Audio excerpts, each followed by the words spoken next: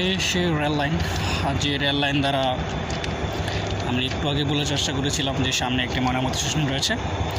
আমি এখন এই বিকালবেলা যেটাকে বলা হয় গুদুলি লগ্নে এখানে হেঁটে যাচ্ছি। এটি বলতে পারেন যে আমার ইভিনিং ওয়াকের মধ্যে পড়ে। আমি এখানে প্রায় আসি বিকালে হাঁটা করার জন্য।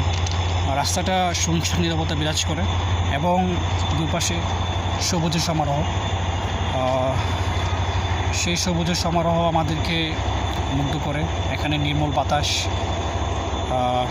প্রাকৃতিক পরিবেশ যেটা বর্তমান সময়ে খুবই দ্রুত হ্রাস পাচ্ছে, যা আমাদের বৈশ্বিক উষ্ণায়নের ক্ষেত্রে নেগেটিভ বা নেতিবাচক প্রভাব ফেলতেছে।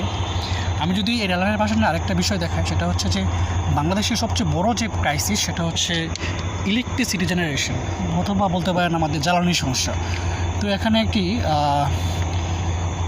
বৈদেশিক কোম্পানি, যেটি হচ্ছে পাবলিক পার্টনারশিপ এবং পার্টনারশিপে করা, লাকধান্ডি নামে একটি বিদ্যুৎ জেনারেশন কোম্পানি, এরা এখানে এটা করে এসছে। এটা হচ্ছে এই পরিমাণ, এখানে অনবরত বিদ্যুৎ প্রোডাকশন হচ্ছে অন্য জ্বালানি ব্যবহার করে।